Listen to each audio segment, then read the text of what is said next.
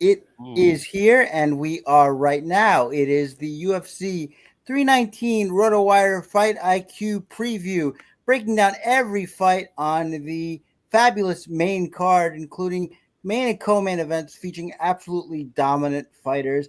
And of course, I have my two compatriots here to break down the fights with me. It is Joe, otherwise known as Sun Tzu, and Drake, never a burden. We're going to break down every fight on the card, including two late and one very late entry that just came on the slate. We'll have it all for you. But before we get into it, I just want to get the overall thoughts on the card. As I said, some really exciting co-main and main event. I would say the most exciting main card we've had for pay-per-view in quite some time. So looking forward to that. But I'm kind of curious what you guys think down the slate as well. We've had some fights fall out. We'll talk about that. But we have Edson Barboza making an appearance. We have Kaio Sakura coming back against Tim Elliott. So I guess I'm just wondering how you guys feel about the rest of the slate and what your builds are going to look like. And I guess, Joe, we'll start with you. What are you looking at when you first dig into this slate here? Well, I was really excited for GPPs when I thought we might have 15 fights. I think we only had 15 fights once last year. And then obviously we had 3 fights fall out. And if people are not, two fell out pretty early. And then we just lost the Brian Battle fight several hours ago. But yeah, I still think it's a pretty good card for GPPs. As we get more into doing the breakdowns, there are several dogs that I really like and kind of feel strongly about. So I think that makes for really interesting builds. You got the highest priced guy, 9.6K, which is Chimaev's boy, who's coming off of a pretty impressive win in the Dana White's Contender Series. And honestly, there is plenty of ways to get him into your lineup with another 9K fighter because of the number of dogs that, at least I potentially like. And in some of the conversations we had before going on, several of us actually like a few dogs. So I think it's going to be a good card for GPPs personally. Yeah, no, I agree. I think GPP is good. I think we have a good mix here. We have some closely lined fights. As you said, we have dogs that are definitely playable. Drake, what about you? How do you look at this card? What are your initial thoughts, and how do you attempt to make some builds with a card this deep? I like this card a lot, actually. Yeah. And that goes just for in terms of entertainment value and DFS and betting. I think this card overall was built really well. It does suck that we did lose some fights, but as we were talking about a moment ago, Joe, I've gone 11-1 in back-to-back cards. Awesome. I'm now 234 and 86 on the year. It's about 73%. So I'd say I'm doing pretty damn well this year. This card, I think I have 3, maybe 4 dogs. I can't remember what I have down, but this should be a really good card to build for GPPs. Lots, like Joe mentioned, it should be pretty easy to get up to 2 9K fighters, given the dogs that we like, and it should just be a lot of fun.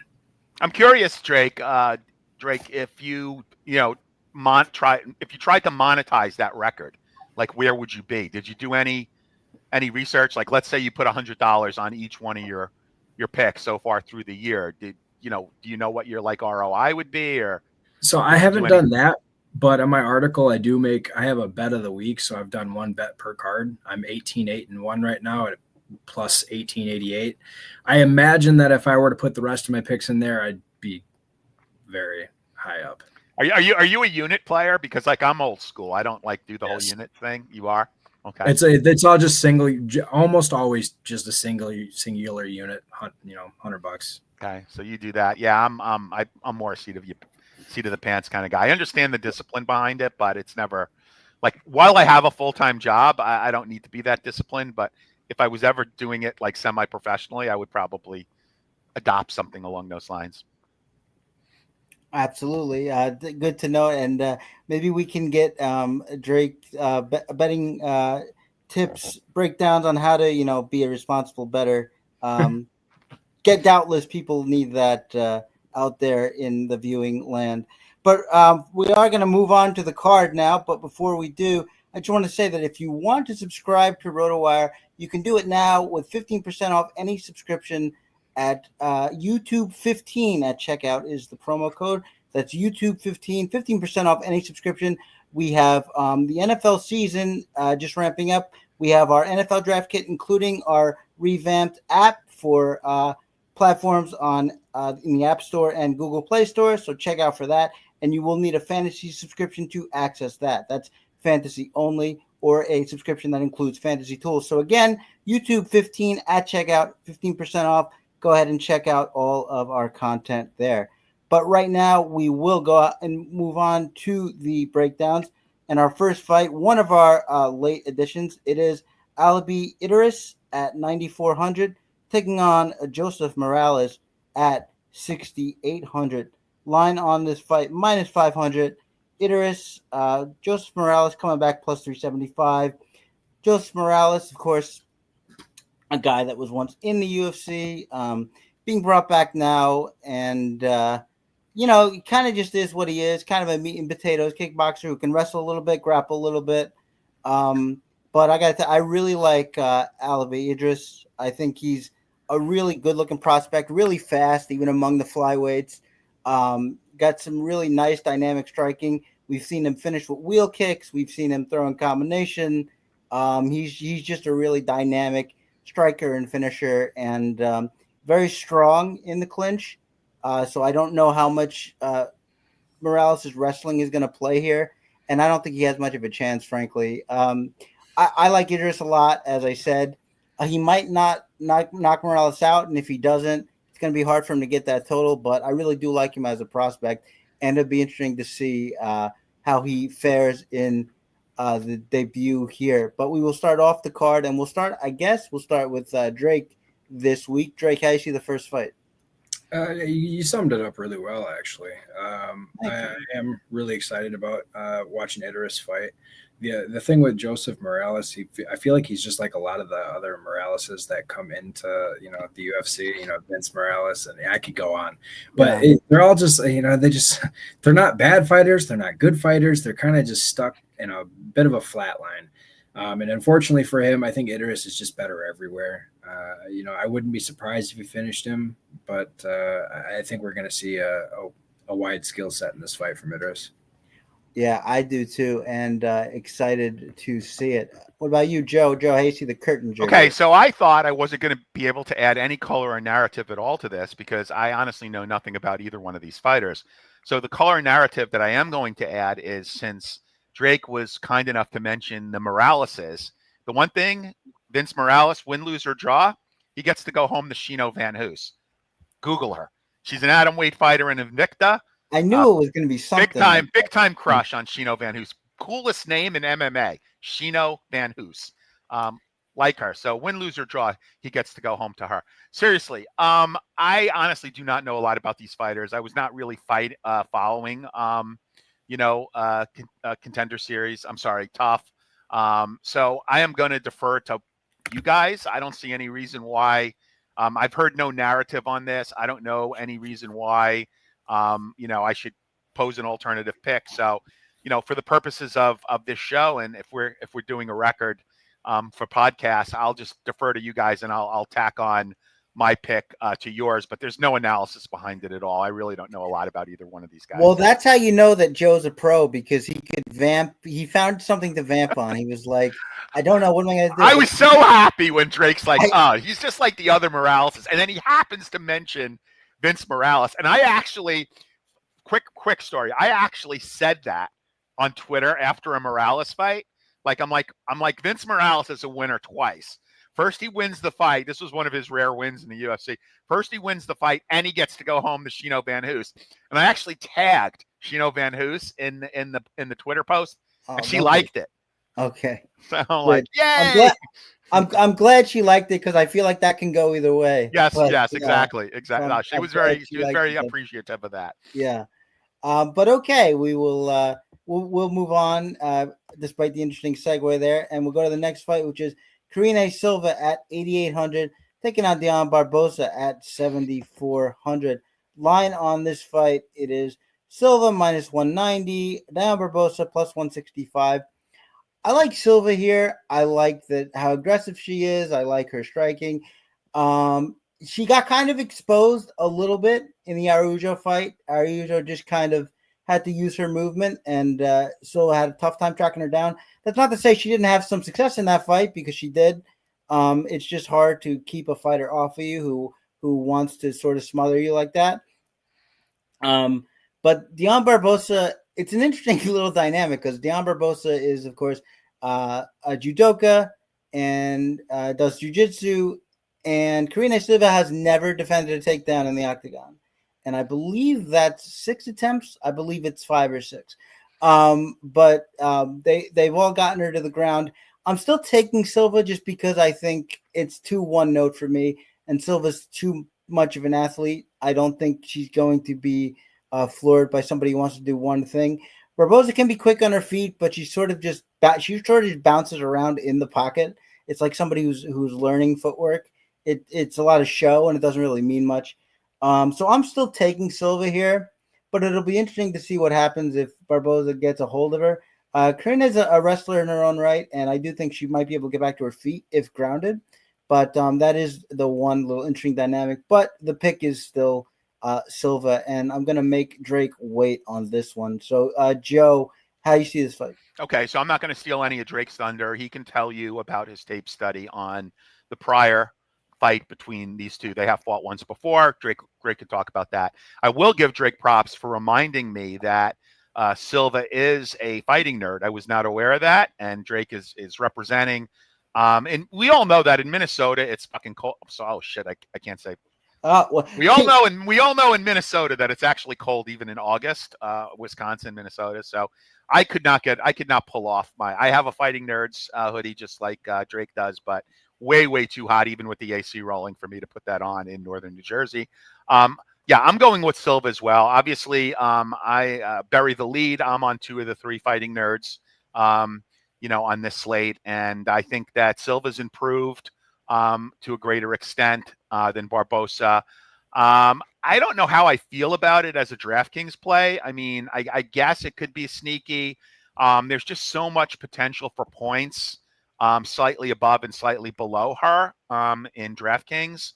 So I don't know that I would recommend going above market, maybe even hitting it a little below market, whatever optimizer you use or whoever you use to forecast ownership, maybe going a little under market, because if she's going, unless she gets a finish, she's not going to probably score very well in a decision with striking alone. So, I mean, you're really, if you're playing her, you're banking on a finish or at least a knockdown or 2, because I don't think she's going to do much in terms of takedowns or groundwork or control. So that's my only concern. But, in terms of picking a winner, I'll pick Silva, just not my favorite DraftKings play unless you're looking at maybe using her as a contrarian pick. Yeah, I kind of agree. She's going to throw a lot of volume, so that could make her something of a cash play. But I agree that I think if she does win, and I do think she will, that it'll be relatively low scoring. But also, I will say props to Drake, because it's far too often that you don't see the female fighting nerds represented. Even when they post graphics on Twitter, it's like Fighting Nerds records, and they only show the guy. I guess that's because she hadn't lost at that time anyway, but I guess they're just trying to put the best foot forward. I don't know. But anyway, we will go to Drake now. Drake, how do you see this fight? I really like Silva in this fight. So if you go back and if you were to go back and watch their first fight, it could have arguably gone both ways. And I think that Silva was still really trying to figure out what she wanted to do in the cage. And that's why after that, she kind of rattled off several finishes and fought her way to the UFC. She did get checked a little bit by Araujo, but I mean, she fought well in that fight. She still had more control time. She had more strikes. It was just I feel like that fight could have gone either way as well. Barbosa has been taken down. I think she's got like a 40% takedown defense. She got taken down by Karakate. She got taken down twice by Miranda Maverick. Silva, I think, is just going to manhandle her. I don't think that Barbosa has the skill set or the tools to be able to handle this version of her. And I think she's a phenomenal contrarian play, considering we were talking about the fact that you could potentially get 2 9K options in. I think she goes under-owned, and I think she smashes. Yeah, no, I agree that I think that Barboza's skill set is just not deep enough to get the win here.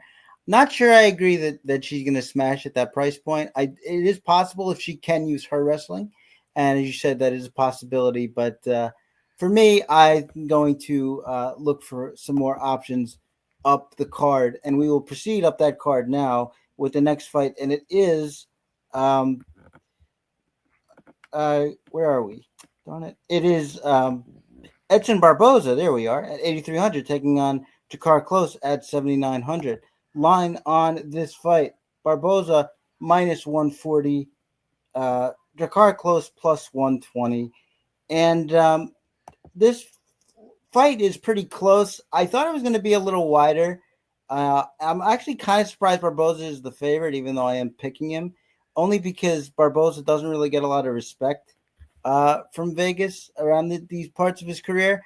I understand why not, but I really think he's making strides to improve at this late juncture of his career. He's done well facing pressure fighters, facing wrestlers.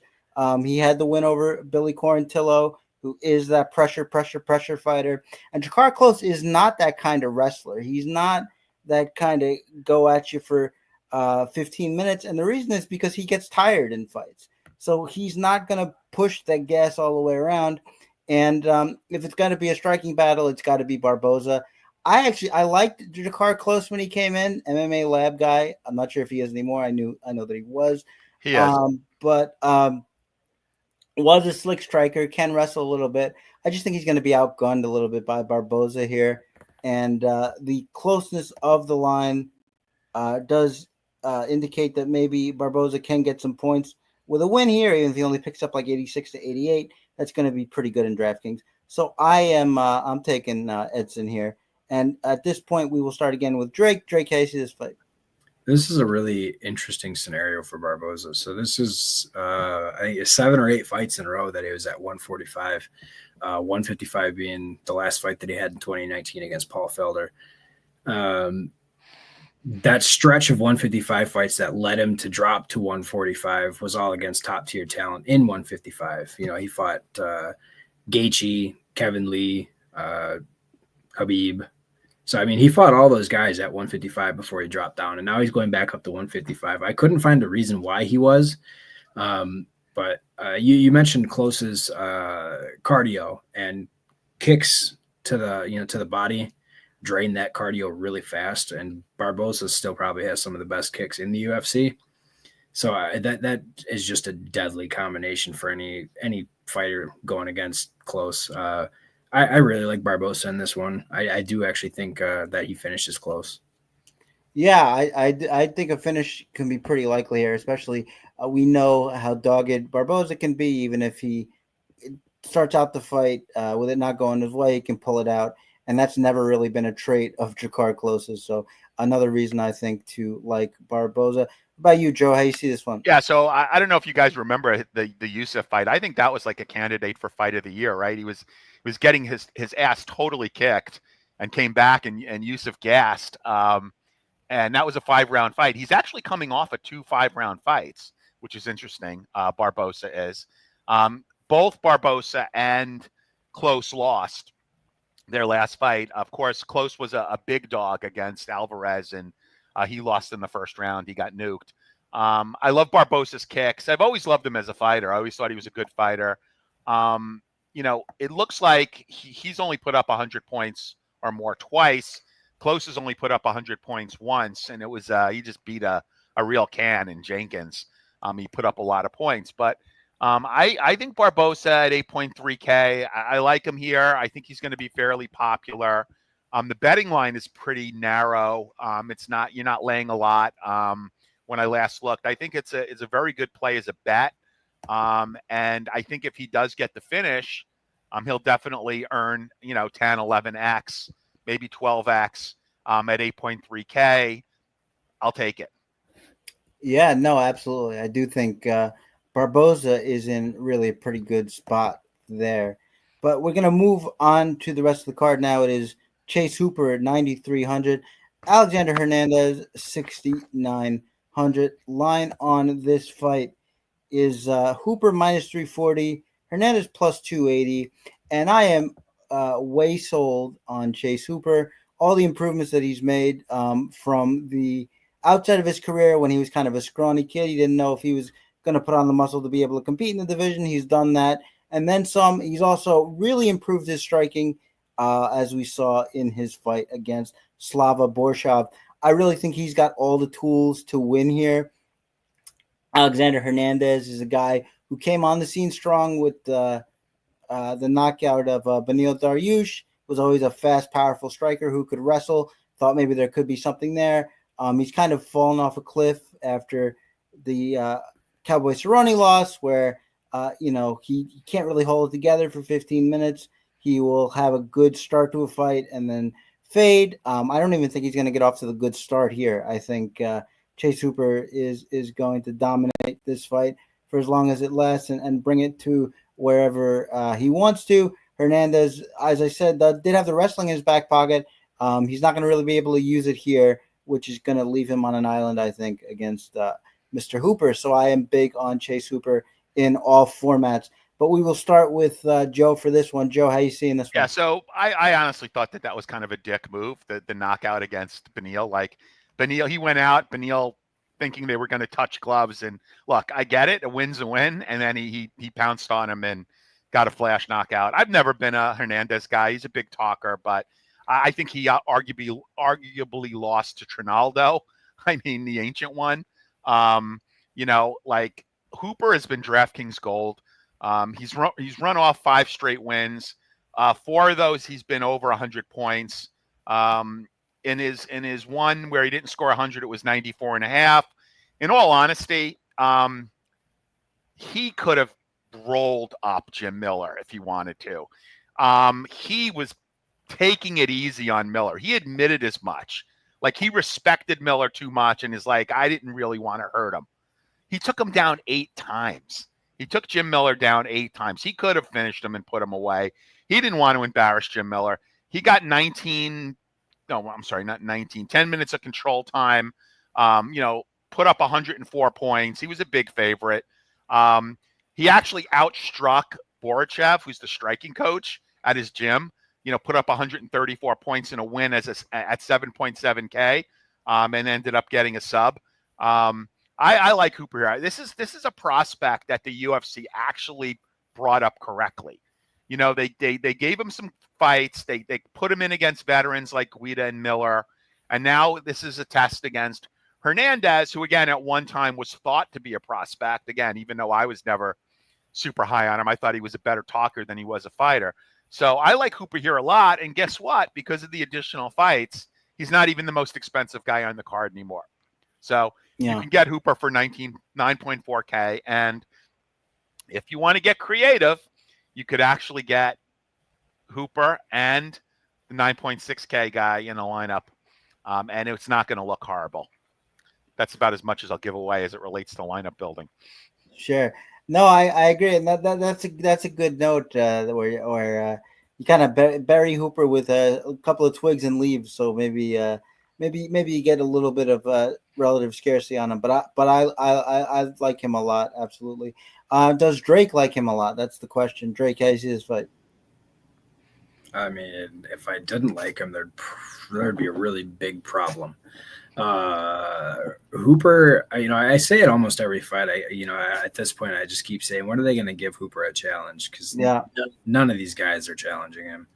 And Hernandez isn't going to be a challenge either. He gasses way too easily. Hernandez is also taken down really easy. He's taken down easily by a single leg, double leg, and trips. So Hooper's not going to have any issue getting Hernandez down. Even if he has to clinch him up, it's just going to be a swing over and then he's down on the ground. So I can see this ending in the first round. No kidding. But yeah, I love Hooper in this one. He's probably my favorite 9K target. Him and one other guy are really close, but I'm all over Hooper in this one. Yeah, unanimous as it should be. But now we will move right on down the card to another fight where I think there'll be a little bit maybe of a disagreement, at least between me and somebody. It is Lupita Godinez at 8,400 taking on Jessica Andrade 7,800. Line on this fight, it is minus 130 for Lupi, Jessica Andrade plus 110. And my only issue here is that we've seen Lupita struggle when she can't really use her wrestling. Not that Jessica Andrade hasn't been taken down, but she's still very physically strong. Not easy to take her down. Obviously, somebody like Jazz DeVicious did it. She's way better in the strength department, at least in my eyes, than somebody like Lupita. Jessica Andrade doesn't do as much offensive wrestling as she used to. I don't think she'll need to here. I think her boxing will be enough if she's able to stay on her feet, and I expect her to stay on her feet. I like Lupi, but again, if she can't do her plan A, it's a little tough for her to make inroads on the offense. And for me, that's enough to go to Andrade here, who still shows some flourishes time and again, even though in certain matchups she looks outgunned. I do not think this is one of them, though. I am going Jessica Andrade, and we'll start with Drake this time. Drake, how do you see it? This is a really hard fight for me to call. I did take Lupi because I do think I'm opposite of you. I do think she's going to find success getting Andrade to the ground, mostly because Andrade really does seem like she's just at the back end of her career. And she is only 30. She's about to be 34. She's about to be 34. Oh. But I feel like she's just taken so much damage throughout her career now, and she's done so much. It's just really hard to trust her at this point. I mean, the flashes that we got against Marina Rodriguez, she looked great in that fight, but then she came out and she struggled against Natalia Silva, and then she struggled against Jasmine. I mean, Jasmine and Lupi have very, very similar skill sets when it comes to these fights. They'd be an interesting match together. And I mean, we all know that Andrade now, for whatever reason, she struggles to get back up when she is put down. And if you're right and Lupi doesn't have the strength to keep her there, well, then great. Andrade should, slug away. But until I see it and until I see her get back to her feet, I got to go with Lupi.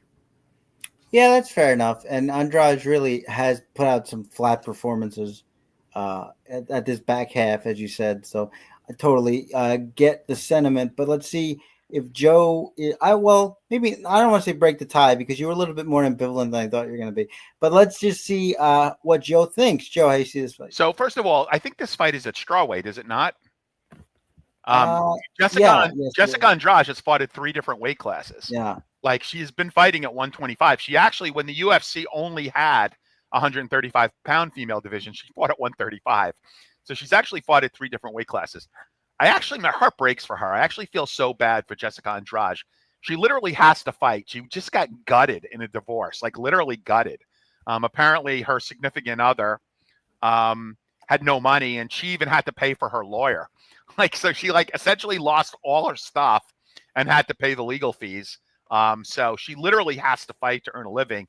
She's coming off of 2 losses. As a fan, I have no attachment to Lupi Godinez. So as a fan, I would love to see Jessica Andrade win this fight, but it's hard to go against the points that you guys both made.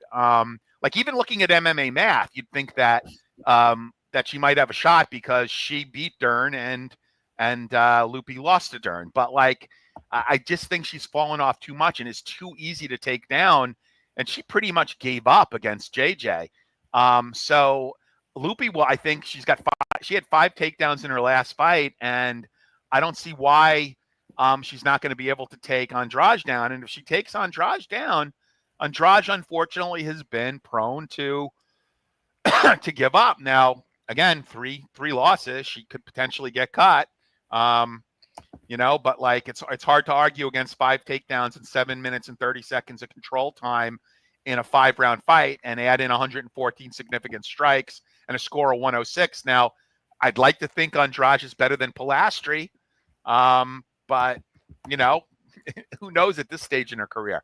So it is with deep regret that I will in fact pick Lupi Godinez here, and maybe root for Andrade if I got no vested interest in the fight. Yeah, no, absolutely. Everybody roots for Andrade, and if she can discover some of that early career magic, where she was knocking the heads off fighters like Karina Kowalkiewicz, that would make me very happy. But right now, we will move on to our next fight, which is Mikhail Oleksiejczuk at 9,000, taking on GM3 Gerald Meerschaert at 7,200. Line on this fight, it is Oleksiejczuk minus 190, Meerschaert plus 166. Always like Gerald Meerschaert as kind of a tough. I like guys like I like guys in that ilk of like Meerschaert and Paul Craig, guys who have no business winning and then just sort of pull out wins just because they're crafty and they're tough. But I can't see it here, even though Mikhail Oleksiejczuk has been taken down, has been submitted. Gerald Meerschaert is not the quick finisher. He always has to work his way into fights, even when he wins, even when you think he can press an advantage. He always tends to start on his feet and throw his kicks. And Mikhail Oleksiejczuk is too fast, too powerful, and I think he's just going to chin Meerschaert here. And speaking of losses that might earn somebody a pink slip, though I do like him, this would be 3 in a row for Gerald. And that might be enough. Maybe not, because he had a nice, fun fight with De Ridder there before the terrible Tavares fight. But we shall see. But I do like Mikhail Oleksiejczuk to get this one done early, making him a good play in all formats. Again, Joe, we will start with you first. How do you see this fight? Yeah, so I love Gerald Meerschaert. I mean, there's a guy that's gotten so much out of having like pretty limited athletic ability. He's also like what I would call, or my definition of a blue collar fighter. Like I literally see this guy like bringing one of those old fashioned lunch pails to the gym with like a thermos of black coffee and a sandwich on white bread. Like I definitely see him as that type of fighter. Like he's losing until he's not. And then he throws up a triangle or some kind of choke. Like I really love him as a fighter, but I have to go with the Polish fighting nerd here. And he did a full 8-week camp with the fighting nerds. Last time he was like almost like a quasi honorary fighting nerd because he only did like the last 2 weeks of his camp. But from what I heard on another podcast, he did his full 8 weeks with Barao and all those guys, and they're going to have a game plan here. I think Mikhail is faster than him. He's always shown signs of what he could possibly be. And I am banking on Lord Mikhail getting a finish here, unfortunately, as much as I like Meerschaert. However, if he gasses out, I would not be overly surprised if Meerschaert threw up a choke, which is why I maybe want 5% or so in GPPs of Meerschaert, but I really do like Mikhail to get the finish here. Yeah, and I have a sneaking suspicion. I didn't know about the Fighting Nerds connection, but now that I do, I feel like we know who Drake's picking. Go ahead, Drake. How do you see the fight? Oleksiejczuk is my DFS lock of the week. Of course he is. This is a first round knockout. It's got it written all over it. Oleksiejczuk is his jabs are nasty. This dude has like hidden power. I don't know where it comes from, but it is just crazy. Meerschaert, we have seen time and time again just kind of get lit up, and I just see him dying in the first round. Yeah, unfortunately, that is unanimous. Last I checked, and I highlighted this in my article, it was even money to for the knockout there is plus 100. So I think that's a really pretty good price.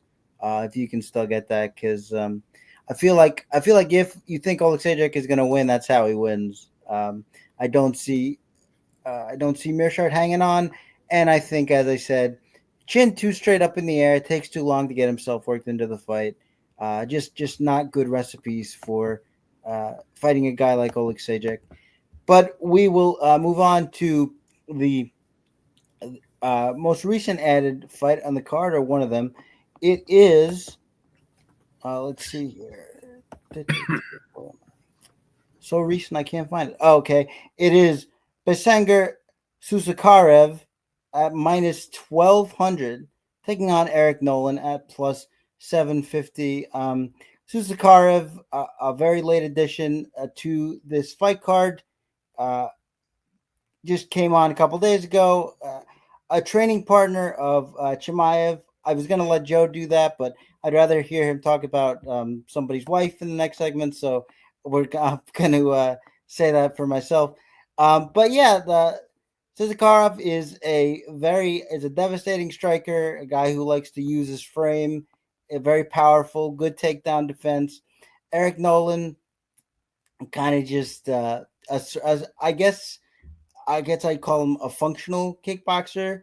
Doesn't really do too much. Don't really see too much from him here.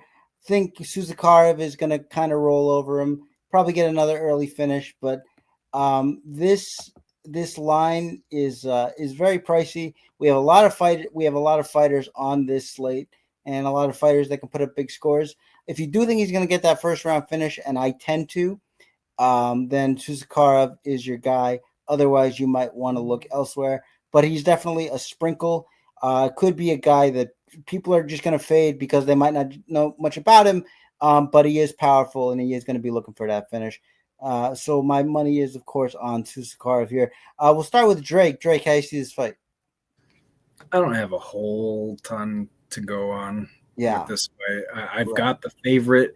At the same time, I mean, not that CFFC is any great promotion, but Nolan did just win the belt over there. So, I mean, it's not like he's just some trash can off the street. Could he hang with Suzakarov? Probably not, but it's just one of those fights where it kind of reminds me of, the Chris Padilla debut when he just Hail Married and destroyed him when he was a plus 500 dog or whatever the hell it was. Yeah. I don't like odds that come in like this with two really unknown fighters and both making their UFC debut. So, I mean, there's risk and there's reward. It's a tough fight to go, but I do have the favorite just because it's more than likely how it'll go. Yeah, I think you have thrown it, but I share your thoughts there. Obviously you're not going to be putting a whole ton into this fight as you would others. Just came out in the middle of the week here, but I do think Suzakarov is explosive enough to get this done. Joe, what about you? How you see this fight? Yeah, pretty much the same way. I mean, as you referenced, this is really Chimaev's guy. I'm sure Chimaev pushed because he didn't take any damage in his DWS fight, DWCS, sorry, to get him on this card as an add-on. So, yeah, okay, I get it. That's kind of the track Chimaev followed. If you remember, he had like those quick fights, those back-to-back fights really quickly. So, yeah, I'm on him. I mean, 9.6K. I mean, we obviously need an early finish, which, we'd be banking on in order for him to make salary at 9.6K. But again, there are plenty of ways to get him and Hooper. And he actually created a lineup that I like a lot where I got him, Cooper, and Lord Macau in the lineup. And I actually kind of like the lineup and think it's got a decent chance. So, if you have some opinions on some dogs, he's definitely playable, but there is some risk. I mean, he's coming off a fight. Obviously, he's going to have adrenaline. It's going to be a big crowd in Chicago. He's Chimaev's boy. I could see him adrenaline dump. You just don't know what's going to happen. So I'd say be careful, but I do think he has got everything in his favor towards getting a victory and even a finish here. Yeah, no, I agreed. I think we're pretty much on the same page here. Short notice is no good, but the favorite should take it. But now we're going to move on to the main card of the pay-per-view. It is Kai Asakura at 9,200, taking on Tim Elliott at 7,000. Line on this fight is Asakura minus 280, Tim Elliott plus 240. And I just think we need to see how Asakura deals with wrestlers. In Ryzen, he was susceptible to takedowns, but he fought them a little better because he could split his legs between the ropes. Can't do that here. It's a cage. I really think that's going to be detrimental to how he stops takedowns. Tim Elliott, moving into his 34th fight now, only been stopped once, has been hit hard a lot, is a tough guy. Asakura is known for these big moments, these big finishes. That could definitely happen here. But at Elliott's price, and we've been talking about how to fit these guys in. I just think we need to see if Asakura can beat a wrestler. Yes, we do. Yes, we do. I just think we need to see it. Again, could a knockout of Tim Elliott happen? Absolutely. That's actually Asakura's primary way of winning these fights, but you just got to show it to me first, especially at this price point. And I guess we'll start with Joe. Joe, how you see this fight? Yeah, so this is interesting. Like Elliott confuses me, right? He's taken 18 months off, right? 20 months off. I don't understand. Like he had a pretty dominant win in his last fight against Sumerdarji and put up 105 DraftKings points or 106 DraftKings points, and then takes 18 months off. I don't know. I mean, I don't get it. I don't know what his training is like. I don't have a lot of narrative relative to that. I know that the UFC felt that they probably owed Asakura one, for stepping in late against Pantoja. I think the only way that Elliott likely wins this fight is if Asakura puts on a Kevin Kroom mask. It's an inside joke for those of you that don't know. Tim Elliott married Gina Mazzani. Gina Mazzani cheated with Kevin Kroom on the day of the wedding. Kevin Kroom was a former UFC fighter. Maybe in that way he wins the fight. Getting a Kevin Kroom mask and maybe picturing Asakura as Kevin Kroom. But I honestly don't know what caused him coming off a win to take 20 months off. Like I get coming off a loss, but like I don't believe he's like self-made. I don't think he's got money, like millions lying around. I don't think he's made that much money as a fighter. So why did he take 20 months off? Doesn't make a whole lot of sense to me, especially coming off a win. So I will have a couple shares of Tim Elliott because we've all seen what he can do. I mean, in his past, he's only lost to the best. He actually won a round off DJ, which not too many people have. So yeah, I'll have a few shares. I'll throw in a few. I'm doing 150 in the $3. I'm doing 150 in the 50 cent. I'll throw in some Tim Elliott, maybe even go over market depending on what his projections are. But like, I really do think this is Asakura's fight to win here, and the UFC owed him a favor. They're looking at this as a favor. They fully expect him to win, unless someone has some additional color or narrative to share on Tim Elliott, why he was off for the last 20 months. I've got to go with Asakura here. Drake, why is Tim Elliott your favorite fighter in the world? Go. Oh, no, don't go that far. I do like Tim Elliott as a fighter. Don't get me wrong. However, Tim Elliott, and he actually admitted to this, is a UFC gatekeeper for this division. He is. He's one of those guys that is good for testing new fighters that are coming in. And basically, if they can't beat him, they don't belong in the UFC. I mean, that's flat out what he said. Asakura is light years ahead of him. And between the Zendokai and the his purple belt in BJJ, I don't know how Elliott even attempts to win this fight, because Elliott fights one way, and that's scramble. He's not going to have success in that. Not to mention the fact that we've seen Elliott gas several times, and Asakura is just going to push and pressure, and he's going to get this fight should be a shoe-in for Asakura. Yeah, if it goes that way, if Elliott gets tired, maybe, but I think he's just gonna keep pushing, and Asakura's never really felt that. So is he gonna stand up to it? I think it's a question worth asking. Is all I'm saying, and I'd be really surprised. So you think Asakura can sub him on the ground? I do. Okay, Elliott has lost by sub a few times in the UFC. That I think that's more likely than a knockout, but I'm not seeing that really. But I'll make sure to hide my face in the DMs if that does come to pass, because I'm sure I will hear about it. But now we will move up the main card, and it is oh yeah, here we go. It is Michael Page at 8,700 taking on Jared Cannonier at 7,500. Line on this fight is Page minus 200, Cannonier plus 170, and we all know how Michael Venom Page fights at this point. I refer to him in one of my articles this week as MMA's version of Floyd Mayweather. He's going to do just enough to win every round. If you are unwise enough to open up against him, he can open up back against you and maybe knock you out. Otherwise, he is going to poke and prod at you and win a boring decision. His 2 wins in the UFC have totaled just over 100 DraftKings points, I think 103. So can't really recommend him as a DraftKings play. Cannonier is a guy who is going to pressure and try to use his boxing. I don't think it'll work out well for him if he does try to crash the pocket. I expect him to be just as stupefied as most other guys are when they fight Page. They're just sort of not really knowing how to close the distance without getting wild. So I'm taking Page here, and I don't expect it to be exciting. I expect Page to do what he does, walk out with a boring decision.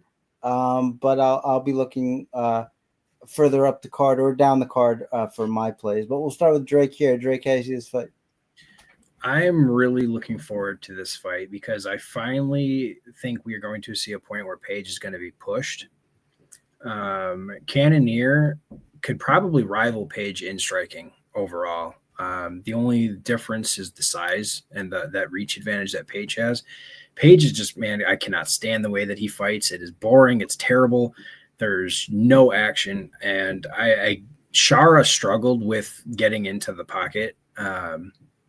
I don't think that Cannonier is going to have those same struggles. Could Page just circle around the ring? Yeah, he absolutely could. But eventually the judges are going to get tired of that shit and they're going to give the win to the other guy anyways. So I really think Cannonier gets inside on this one. I think that he lays the pressure on, and I think he knocks Page out. Wow. I do think that he's going to pressure, or at least I'll say he'll be more willing to pressure than other fighters have.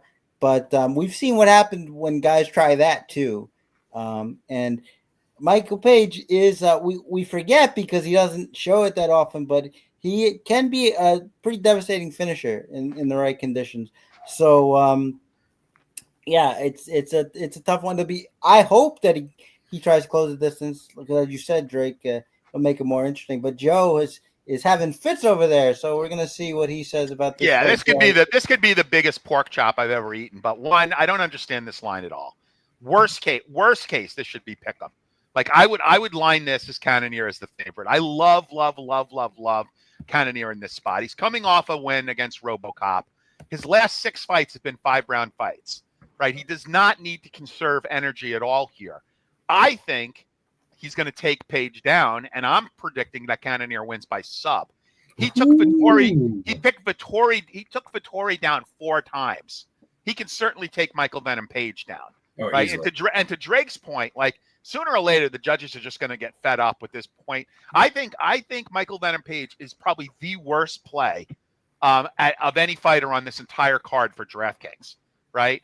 There will be fighters who will score more points and losses than Page will score if he's fortunate enough to win this fight, which he will not. I love Cannonier here. The line makes absolutely no sense to me. I honestly thought it was a typo when I saw it. I'm like, what? Coming off, like, I understand, like, the logic behind the styles and the fights. And, okay, let's just throw out the fact that he's fought light years better competition than Page. You know, Page was another can crusher in Bellator, right? And then he comes and he squeaks out some wins in the UFC by decision.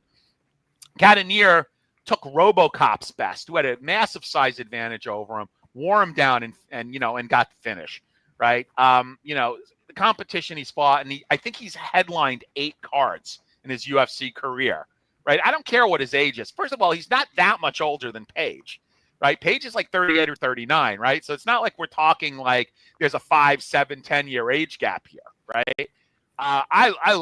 This is one of my favorite plays on the card. Like the fact that you're getting him at this price, I think he makes a great bet. You could actually get Cannonier on the what is he on the points line, which you play that he's going to win a round. Let me just see what he is real quick on the points line. Yeah, actually, people have figured that out. Like you get plus 180 on the money line. He's minus 165 on the point line, meaning that the vast majority of the people think he's going to win one of the 3 rounds. but still, it's a way that you could hedge your play, right? You could put a play in on the money line and then partially hedge it on the points line plus 3.5. But I just love Cannonier here. I don't understand the line. I mean, again, I understand the styles makes fights and all the logic behind that, but competition, power. Cannonier's got more power than Page. He's going to be able to take him down. Everybody can take Page down. Give me all the Cannonier I can get. I'm going to be way over market on Cannonier, whatever that market is. Yeah, I think the line is just that nobody's managed to look good against him yet, and that includes Gary, who beat him. I mean, so it's just that negative style of just he's gonna make you have a bad fight. I get it. Yeah. And again, that's why I said this could be the biggest pork chop I've ever eaten. I mean, even if Cannonier manages to win, it might not look great. So, that doesn't matter in a bet. In a bet, no, I that's understand true. DraftKings, but that doesn't matter in a bet. That is true, but yeah, I think we're all in agreement that Cannonier is going to be the most willing to come forward. I just don't know what that looks like yet. And there is something to be said, and I want to stress this: his last 6 fights were 5 rounds. I always thought Cannonier had a really good fight IQ. He's not going to have to conserve, to go 5 rounds here. And in those fights, I think he went 5 rounds 4 of the time. At least 3 of the 6 fights, he went 5 rounds, full 5 rounds, and he went 4 rounds and at least 2. I'm not sure about the 6th one, but coming off of 8 headliners, 6 5-round fights in a row. I mean, he's he's got so much of a class edge over MVP. MVP's going to have to dance around and avoid him and be a tap kind of fighter. And even then, to Drake's point, he might not win and he might not get it. Yeah, no, agreed. I think it's going to be an interesting. It's funny. MVP fights are always. I always say they're interesting until they happen, and then I wish I hadn't seen them. But we will see how this one plays out. But now we will move up the card once again, and it is Carlos Prates at 9,100 taking on Jeff Neal at 7,100. Line on this fight is Prates minus 200, Neal plus 170, and same line flipped from the last one, and I will take the dog here. I like testing Prates against Neal here, who is going to be the best fighter he's ever fought for my money. I've always loved Jeff Neal, just really fast, really powerful, slick striking, creative in there. Even in his fight against Shavkat, where he ultimately did get finished, I would argue he showed a lot of interesting things in that fight, and he beats a lot of fighters on that night, just not a guy like Shavkat. So I like Jeff Neal a lot, and Prates is, look, we know his power, we know he's a dynamic finisher. I just feel like he might be a fighter who's in love with that identity of a finisher. He's one of these guys who just doesn't throw a lot because he's always waiting for the finish to materialize, and it usually does. But a guy like Neal, who is just super tough, super durable, I think he's been finished 3 times. It all came in the 3rd round, so not an easy out. And I just don't know what happens when Prates gets pushed like that. This is going to be really the only guy who tried to push him, unless you want to count like Charlie Radke, who is a pressure fighter, but Neal is obviously levels above that. So I really like Neal in this spot. I think it's really good dog money. So give me the hands of steel, and I am on Jeff Neal. We will start, I believe, with Joe this time. I got you, Joe. Don't worry about it. Yeah, I'm on Neal. I'm on Neal as well here. Look, and I'm going to throw Drake a bit of a bone here. Prates is only an associate nerd. He actually does a lot of his camp away from the fighting nerds. Like, he will go there and he'll maybe go there for the last week or 2, and he'll have like Barrio and the guys like put a game plan together for him. But like, for whatever reason, and I don't know who to blame, I'm gonna think it's Barajo and not the nerds. That was a horrible game plan in his last fight, Like, I understand waiting for the big shot, but I mean, essentially, he gave away rounds that he did not need to give away, that he could have likely won if he was more active in that fight. So I like Neal here. Neal by knockout is plus 500. I think that's a distinct possibility. Although, you know, again, I'm happy taking the, what is it, 160, 180? 180 plus one. Plus 180. Wow. Now, again, if you think Neal is going to win a round, like if you think this is a much better number, if you want to play the points, plus 3.5, meaning that he wins one round on all three judges' scorecards, you could get plus 100. So, like, if you wanted to partially hedge a plus 180 play with an even money play, you could take some Neal at plus 100. So, I may be doing a little bit of that as well, just to kind of hedge things along, but. Yeah, give me Neal here. I think there's potential for the knockout, but this is another dog that I like. Yeah, absolutely. And I think quite spectacularly, we are going to be dog unanimous, but let's make it official. Drake, how do you see this one? Funny. You know, if anybody hasn't watched the interview from after the Gary fight and then the interview that Prates gave the other day, regarding the fight with Jeff Neal, that I think that loss for him was very much needed. It gave him, it gave him more experience than another win would have given him. He understood at the end of it that he didn't listen to his coach enough, and he didn't step on the gas at the end of the fight. And I flat out tell you, had he stepped on the gas the entire fight, he would have destroyed Gary. That last round, he looked phenomenal. I will not take away anything from Neal. I think this fight could be extremely close. Neal is definitely a phenomenal pick for DFS and for betting. And I wouldn't quarrel with anybody that's on Neal for this fight. In my case, we all know that I'm a huge fan of the Fighting Nerds. I love their style. I love how they fight. And I'm not going to not back them when I think they have a phenomenal chance to win. If he really did learn in that fight, he's young enough to be able to, to slug his way to another win. He shows that activity that he showed in that last round and every other fight that he's had.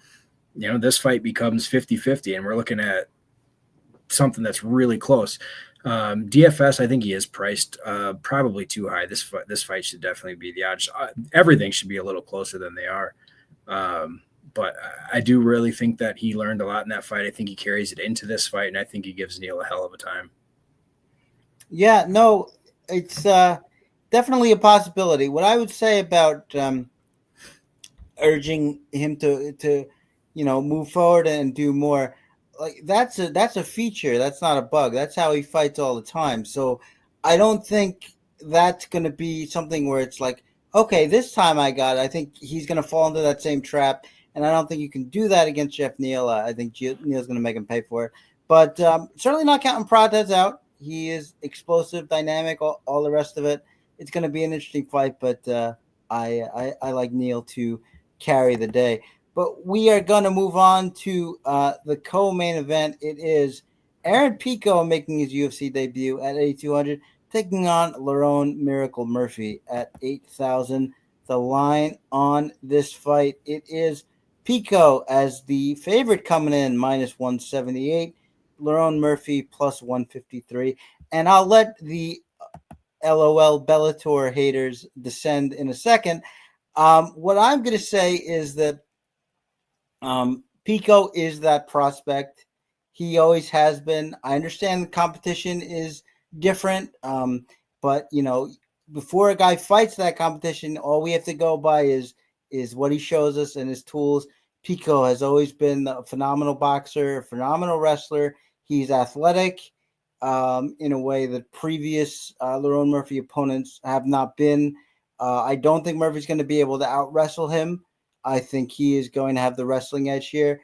I think he certainly has the power edge here. I like Lerone Murphy as a fighter who does a little bit of everything, finds his ways to win. Certainly an undefeated fighter, but we've seen him struggle in these fights. It's not like he's been blowing everybody away. We saw him get hurt in the Ige fight. We've seen him get hurt in other fights, and I think Pico's the real deal. I know that people are going to point to Patchy Mix, but we even discussed on the show, even though I did pick Mix, fair play, but we even did discuss on the show that Mix hadn't looked quite the same in his last PFL fight before this. That's not the same for Pico. Pico has never stopped showing that explosivity, stopped showing that finishing ability, and I'm really excited for him to make his debut. I think this is going to be sort of a coming out party, but I am prepared to hear why I am wrong in various ways, and I believe we'll start with Drake for the co-main. Drake, how do you see this fight? I don't think that Pico has faced anybody like Murphy. You can say it both ways. I also would put my money on Ige and Emmett having more power than Pico, and Murphy was just fine. I would also put my money on the more technical striking. I would put my money on the volume striking, and I don't think that Pico's wrestling is going to make a difference in this fight. I think Murphy just pieces him to hell. Yeah, maybe, but I think Pico is volume puncher too. I wouldn't just put that squarely in the but so Pico is a volume puncher against cans in the Bellator promotion. I mean, come on. You can say what you want about how good Bellator is, but time and time again we see these Bellator guys come over here and they get smashed. And it's not going to be any different here. Pico might be a good fighter against guys outside the top 15. I'll give him that. Maybe outside the top 10. I know Murphy's 11, but I don't think he's anywhere near ready to handle these guys that are, top in the UFC. And Murphy continues to climb. This isn't where he loses. I think the Bellator bias is running a little strong. Not that Murphy can't win; he absolutely can. But I think Pico is worthy of his prospect status. But we shall see. Joe, how do you see this fight? Yeah. So, have you ever heard the expression that the guy looks good getting off the bus? Like that's like Aaron Pico. Yeah, he looks great getting off the bus. He is a prototypical Bellator can crusher. He's lost to the likes of Jeremy Kennedy. Come on, please. Right? No, I'm not. I said this to you. I'm not. You can't just say that. He separated his shoulder. Yeah. Okay. Okay. So he got hurt. Okay. Great. Right. He got hurt. He hasn't really fought anybody. He hasn't fought anybody. He was out 3 months after. Okay. And now he's coming to the UFC and he's getting a co-main. It's actually an embarrassment. Right. Now, with that said, I like Murphy more as a bet than I do in DraftKings because the fight's probably going to decision. I mean, the over 2.5 is juiced to -215, right? So a lot of people are thinking this is going to go to decision. Now, if Murphy pieces him up to Drake's point and actually gets a finish, that would be awesome because I'm going to be playing him. But I honestly think Cannonier, of the 3 big dogs that I like, or 4 big dogs, I think Cannonier and Neal are better plays just because I think their upside in a win is much higher. Although I think Murphy might have as good, if not better, win equity. But getting +154 is a gift. I don't understand how this line opened up with Pico as the favorite. This is another where I would have, worst case, made this a pick'em. But I honestly thought that Murphy should have probably been the favorite here. I don't really get it. I mean, I don't make lines for a living. But this didn't make any sense to me, especially given what we've seen with Bellator guys coming into the UFC. Give me Murphy. Give me all the Murphy here at +154. And also, again, he's another guy that if you want to hedge off on the points line, a lot of people think he's going to win a round. So he's +3.5, -165, meaning he's got to win a round on all 3 judges' scorecards. I like him. I like him a lot. I love him as a bet. I like him in DraftKings. I don't love him in DraftKings just because he is priced at like $8K. And I think there's way more value in the Cannon and Neal. But yeah, give me Murphy here. I just want to tag on to that real quick. Murphy being a dog in this fight is extremely disrespectful to Murphy. There is absolutely zero reason that Pico comes in and is the favorite. And if I'm Murphy, I'm pissed off and I light it up. That said, my bet of the week on my article is Murphy at +150. That's one thing I will agree with is that I was surprised that an undefeated fighter who's fought some good competition and beat all of them was such a sizable dog here, so that was surprising. But I still think that Pico gets it done. But we shall see. That's going to be an interesting one to watch, just in our little group there, as you might imagine now. But we will move on to the main event, and it is Khamzat Chimaev 8,900 taking on Dricus Du Plessis at 7,300. Line for this title fight, it is minus 250 Chimaev. Comeback on the champion is plus 210. And we will disagree on this fight too, but I think we'll agree with the dynamics much more. That is to say that Chimaev is going to have all the advantages early. And if the fight goes longer than 10 minutes, it's almost a guarantee that Du Plessis wins. We have seen Chimaev slow down tremendously when he is pushed. Lost the third round against Kamaru Usman, was nip and tuck against Gilbert Burns. Could even argue Gilbert Burns won that fight. So we know how this works, but in my mind, Du Plessis just falls behind too much and has to dig himself out of too big a hole, and it's not going to work against Chimaev, who is incredibly strong and incredibly good submission grappler. I don't think he's going to be able to get back to his feet once he gets taken down. I think he's used to being the bigger man in there, and he's just not going to be the bigger man this time. I think it's really going to hurt him. I think he's going to get taken down a little too easily. In fact, I actually had referenced this prior to this interview, but I leaned very heavily on the Brunson fight in one of my articles this week. And an interviewer actually asked him that question, brought up the first round against Brunson. He said, yeah, well, he threw in the towel after that, so he can take his first round, and I'll take the towel, which I thought was a good line. But realistically, if you're getting taken down that easily by Brunson, who is a strong wrestler grappler, then another strong wrestler grappler, I would argue a stronger one, is going to have an easier time of it. And I just don't see him surviving. If he does, he's going to win. But I don't think it happens. I think Chimaev gets this done. I think he gets done pretty quickly. And we get to see Chimaev's first title defense in about 2 years. So that will be good for everyone involved. But we will see what the boys think of the main event. And we'll start with Joe. Joe, how you see this fight? Yeah, so look, I don't disagree with anything you said. The only opposing opinion I have is that I do think that DDP will survive. I would be tempted if I was like doing like parlays to put like Chimaev in a parlay, like because it's the last fight of the card, and then I don't disagree. That's certainly a possible outcome, Adam. And then live bet DDP after the first round because the line's going to be so juiced. I mean, right now you're getting a pretty decent plus money on DDP. 5-round fight. If it gets into round 3, it could be really interesting.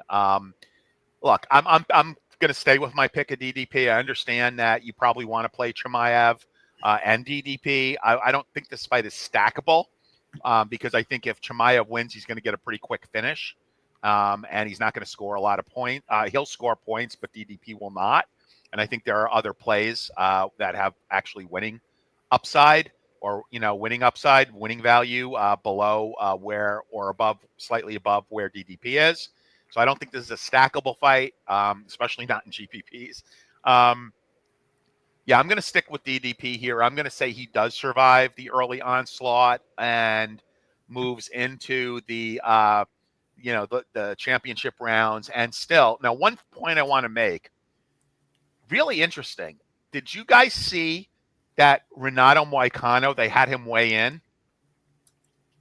I thought that was a joke. Was that a real thing? No, I heard they had him weigh in. And look, we've known that Chimaev has had a history of like weird injuries, but like the fact that they had him weigh in like that was, I don't know. I guess we'll see what happens. I mean, people are saying there's like a 1% chance that something happens, but I thought that was really interesting that Moicano weighed in and that he would actually step up and fight DDP. I can't imagine him stepping up to fight Chimaev. That would be brutal. But because Moicano's a 170 fighter. I mean, stepping up to middleweight is bad enough, but stepping up to fight Chimaev would be suicide.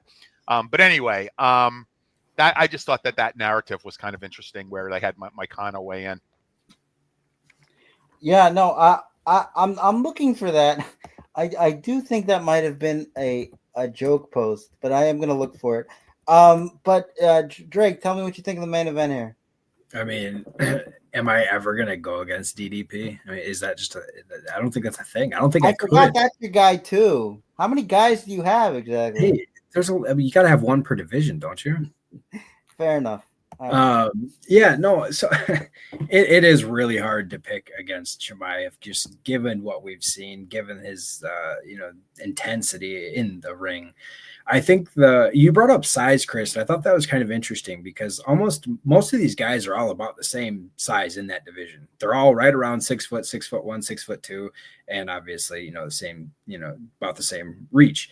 Chimaev I think he's got an inch over him. But I don't know if size makes a difference in this fight. I think the biggest difference, or the biggest thing for this fight is, can Chimaev get his neck? I don't think DDP taps.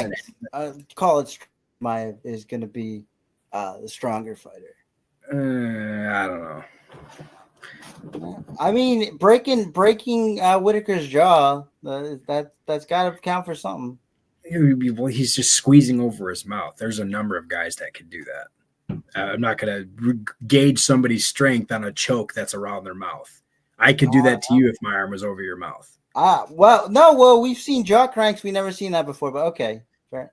I mean, I get what you're saying. I do. But, I mean, I don't think Chimaev has fought a guy like DDP either. We've seen almost every guy come into the ring and struggle against him because of how he fights. It's a very weird and different style. Joe Rogan likened DDP's cardio to Merab's, and obviously nobody's got cardio like Merab. It's different, but he likened it to it because for whatever reason, DDP looks like he gets tired, and then all of a sudden, everything's comes back.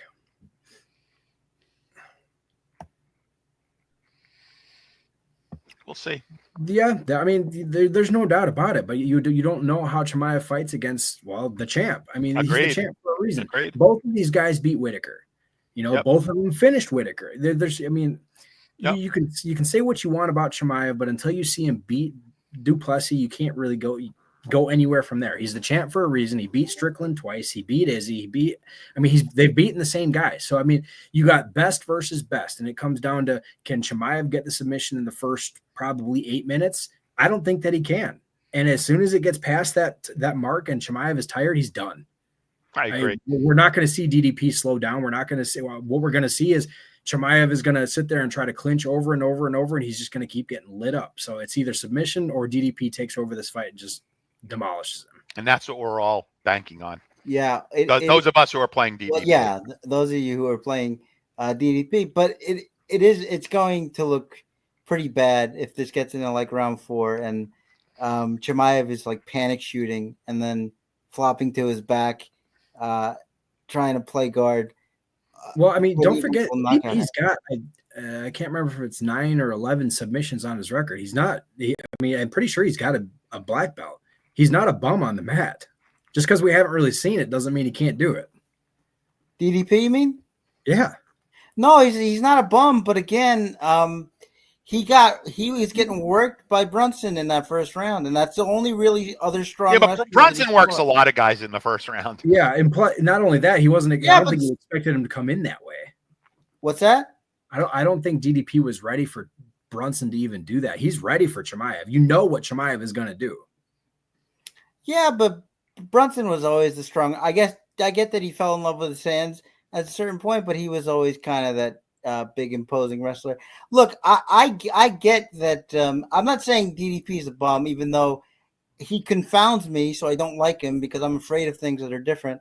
But I get that he's skillful. I think he's here for a reason. But man, we've seen him struggle. He was going nip and tuck with Marcus Perez before he knocked him out. So like, it's always sort of that. The only time we've seen him really put on a consistent performance, maybe not the only time, but is that last fight against Strickland, where he really dominated Izzy. He was and he dominated Whitaker. Early on against Izzy, You don't think Izzy was having success early on? I think Izzy was having success. But in any case, it wasn't like a comprehensive performance until the later rounds. The Strickland fight was, but yeah, I don't know. I mean, that's what makes the fight so intriguing. But I will say one of our first markers is going to be, because that first takedown is going to come. So one of our first markers is going to be if and how quickly DDP can get back to his feet. If he can get right back to his feet, that'll be pretty stunning, and that'll tell us a lot, because no one has really done that against Chimaev. So there's going to be a lot of things that happen early in this fight that are indications of what's going to happen later in the fight, and I think that's what makes this so interesting. But definitely one to watch, definitely one to play. Both sides for DraftKings, no stack, as Joe mentioned, and one that I'm excited to see. So we'll see how that one goes. But that is the end of the fight breakdown. Thank you so much to the boys. Before we go to the end here, we are going to do hot takes. If you're new to the show, we get some lines that we think are too juiced up. We think they're a little bit more probable than what Vegas does, and we give them to you as potential bets. And if you put yours in the chat, we will read them off on the screen and put them up. But first, I'll go to the boys. Do you have any hot takes for us? Yeah, I have a hot take. So this is probably not going to come as too much of a surprise, but if you play Neal, Cannon, and Neal, Cannon, and who's my third? And Murphy, that's 19-1.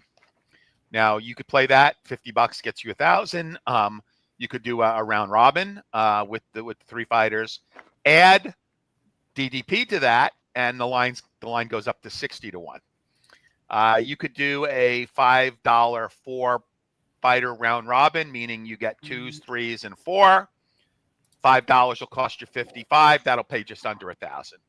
So I'm going to put more on the 3 minus DDP, and I'm going to definitely be betting those guys up straight. But I like all 4 of those. I probably, I'm the least confident, probably, oddly enough. I'm the least confident in DDP of those 4, but I'm going to be playing them all. And 60-1 is nothing to sneeze at. $55 potentially gets you 1,000, and you don't need all 4 to win because you're playing dogs. Which is why you want to play a round robin. Is you could hit 2 and probably break even, or even make a little money, depending on which 2 you have. So that's my hot take. All right, Drake, what do you got for us? Mine's close. I actually got 2 of them. So I got Cannonier, Murphy, and Barboza. Pays 10-1.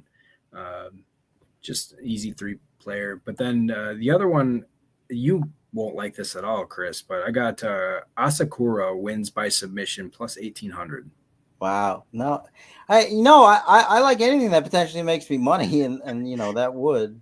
The reason I like that one specifically so much is Elliott, when he scrambles, he puts himself into very questionable positions, and all it takes is one mistake.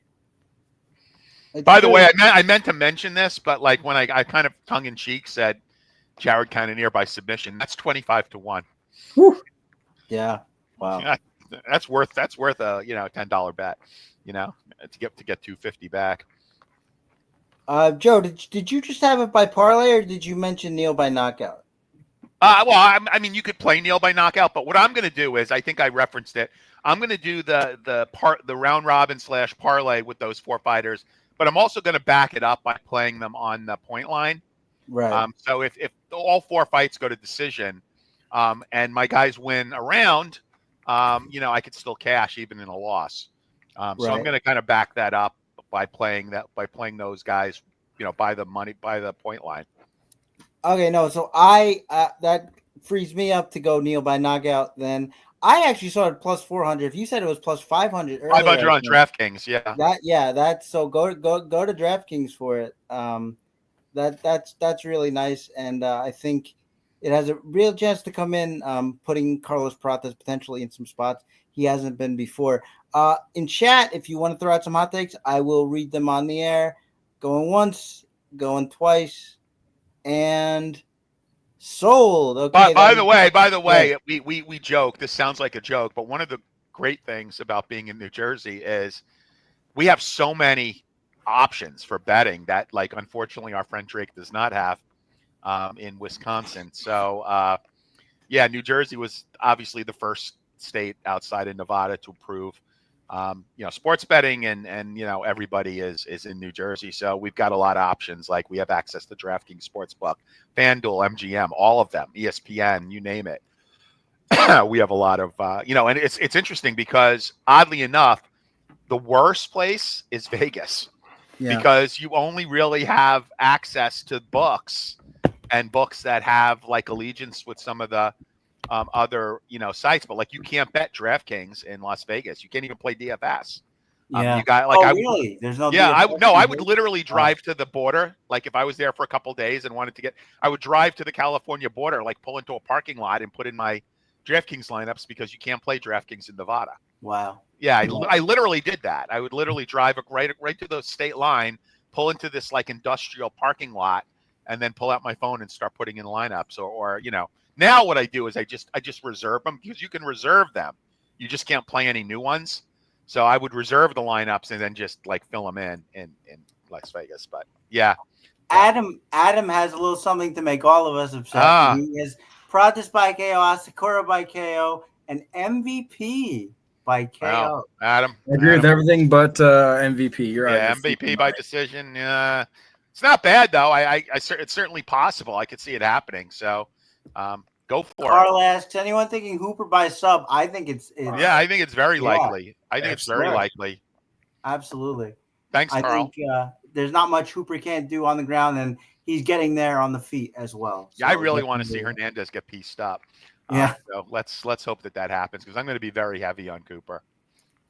All right. If there's nothing else in the chat, there's nothing else going on the card, we will call it a day on the UFC 319 RotoWire Fight IQ preview. Thank you guys so much for hanging out. We will be online on Twitter, on the socials, hanging out, chopping it up, talking about the fights, and insulting each other's picks when they go wrong. So look out for that, and good luck on your fight cards. On your fight picks, I should say, and we will see you for the next one. See ya. Peace.